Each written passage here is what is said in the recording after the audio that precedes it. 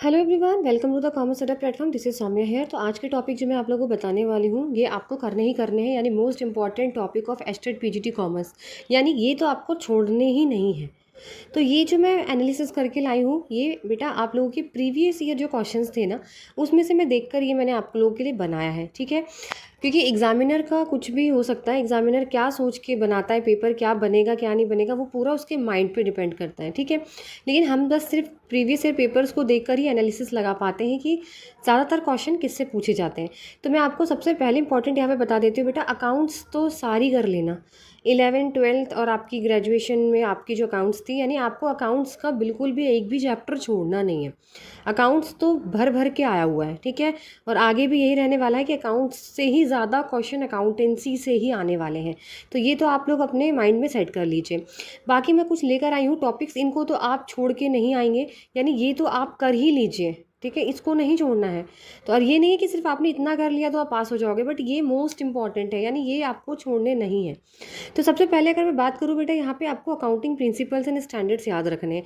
सारे प्रिंसिपल्स याद रख लेना, जैसे कि आपके मटेरियलिटी था आपका, ठीक है, एक्यूरल कॉन्सेप्ट था, आपके जितने भी कंजर्वेटिज्म कॉन्सेप्ट है वो सारे लर्न करने हैं। अकाउंटिंग स्टैंडर्ड की ट्रिक मैंने अपनी वीडियो में डाली हुई है, उस ट्रिक को लर्न कर लीजिए। अकाउंटिंग स्टैंडर्ड 1 2 3 4, ठीक है, उससे आसान ट्रिक नहीं मिलेगी, वो मेरे पर्सनल मैंने खुद इसी से याद की थी, आप वो याद करिए। ठीक है, फिर आता है पार्टनरशिप अकाउंट। देखो पार्टनरशिप अकाउंट से न्यूमेरिकल आएगा आपका, एडमिशन रिटायरमेंट डेथ से कहीं से भी आपका न्यूमेरिकल सेक्शन ज़रूर आने वाला है, क्वेश्चन आएगा। ठीक है, न्यूमेरिकल और पार्टनरशिप से जो है वो आपके थियोरेटिकल क्वेश्चंस भी 110% आने वाले हैं। एडमिशन रिटायरमेंट डेथ और पार्टनरशिप डीड के रूल्स जो है वो पढ़ लेना। ठीक है, वो भी मैं करा चुकी हूँ, आप चेकआउट कर लो जाके।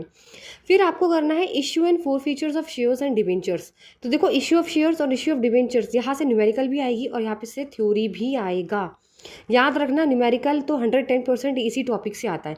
न्यूमेरिकल देखो आपके पार्टनरशिप अकाउंट से आएगा बेटा, आपके डेप्रिसिएशन से आएगा, आपके issue and four features of shares and debentures से आएगा और आपके पार्टनरशिप से आएगा।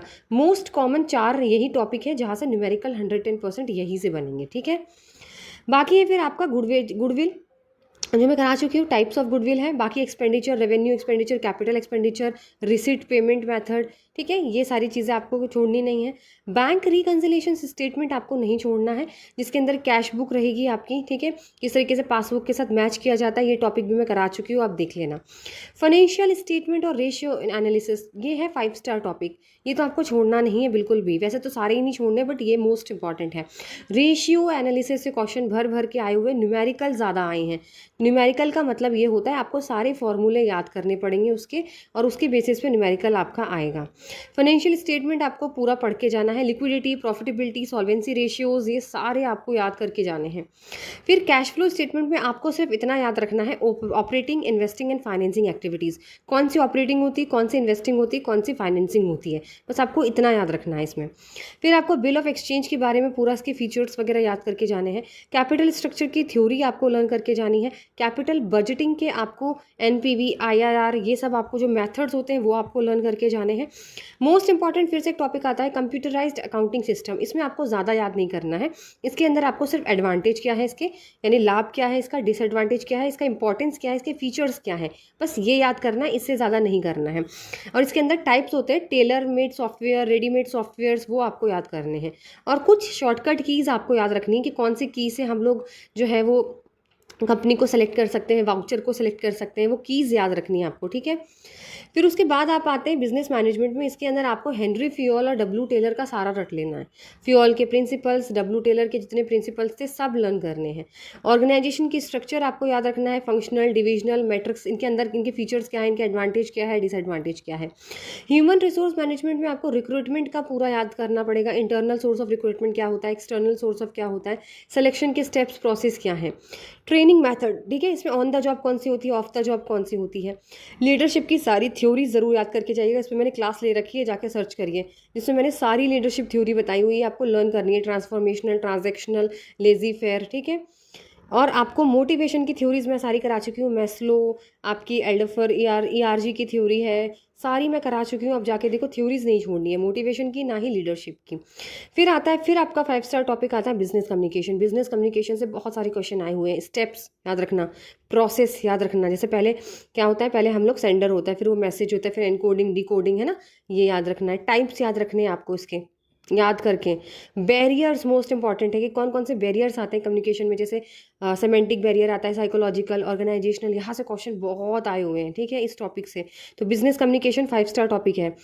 फिर आप, अगर आप मैं आगे बात करूँ तो मार्केटिंग कॉन्सेप्ट्स याद रखिएगा, सेलिंग, प्रोडक्शन, आपके अभी सोसाइटियल, ये वाले आपको सारे याद रखने हैं। प्राइसिंग की स्ट्रैटेजी याद करके जाइएगा, ठीक है, जैसे टेम्पोरल प्राइसिंग क्या होती है, और इस तरह की स्ट्रैटेजीज़ हैं, वो भी मैं करा चुकी हूँ आपको। प्राइसिंग सारी मैं करा चुकी हूँ, ये भी आप चेक करो जाके। प्रोडक्ट लाइफ साइकिल याद करके जाइएगा, उसकी स्ट्रैटेजी याद करके जाइएगा। मार्केटिंग के मॉडल, जैसे AIDIE करके एक मॉडल है, एडी मॉडल, वो याद करिए, ठीक है।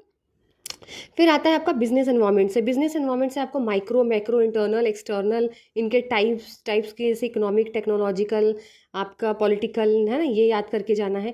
और मार्केटिंग में आपको टाइप्स ऑफ सेगमेंटेशन भी याद करके जाना है। मैं आपको बता देती हूँ, इसमें मेंशन नहीं है, मुझे अभी याद आया है। जिसके अंदर जैसे डेमोग्राफिक कौन सा होता है, बिहेवियरल के अंदर कौन सा आता है, ठीक है, ये आपको याद करके जाना है मार्केटिंग के अंदर। फिर आपको एक्ट कौन कौन से याद करके जाने हैं। देखो, कंपनीज एक्ट पूरा रट लीजिएगा, पूरा रट लेना कंपनीज एक्ट, ठीक है। लिमिटेड लायबिलिटी पार्टनरशिप एक्ट पूरा रट लेना इसको, उसके फीचर्स क्या है, इनकॉर्पोरेशन है, कंपनी कैसे बनाई जाती है, सब कुछ, ठीक है। फिर आपको कंज्यूमर प्रोटेक्शन एक्ट पूरा याद करना है, पूरा, पुराना भी और नया भी, 2019 वाला, 1319 वाला और 86 वाला भी, पूरा। इसके राइट्स क्या है, ठीक है, इसमें डिस्ट्रिक्ट, स्टेट, नेशनल की लिमिट क्या होती है, इसके अंदर मतलब सारी चीज़ें आपको पूरा रटना है। पूरा का मतलब पूरा पढ़िएगा, ठीक है। साथ में आपको थ्योरीज पढ़नी है बेटा, इंटरनेशनल ट्रेड की याद करेगा, सारी थ्योरीज पढ़िएगा, इसमें मैंने क्लास ले रखी है, आप चेकआउट करिए जाके। साथ ही साथ आपको इंस्टीट्यूशंस पढ़ने हैं, जैसे GATT, SAARC, IMF, World Bank, WTO, है ना, नाफ्ता, साफ्ता, ये सब आपको लर्न करने हैं यहाँ पे। तो ये थे आपकी मोस्ट इंपॉर्टेंट, यानी ये तो आपको छोड़ने ही नहीं है ये टॉपिक। यहाँ से क्वेश्चन बार बार रिपीट हो रहे हैं इन्हीं टॉपिकों में से। तो ये क्वेश्चंस जो है, टॉपिक है, इनको पूरा रट लीजिए, ठीक है ना। और बाकी तो आपको करना ही करना है। और बाकी कोई अगर आपको डाउट हो तो आप मुझे कमेंट सेक्शन करके आप प्लीज़ मुझसे पूछ सकते हैं। तो चलिए, वीडियो अच्छी लगी तो लाइक एंड शेयर ज़रूर करिए। तब तक मिलते हैं आपसे नेक्स्ट सेशन में।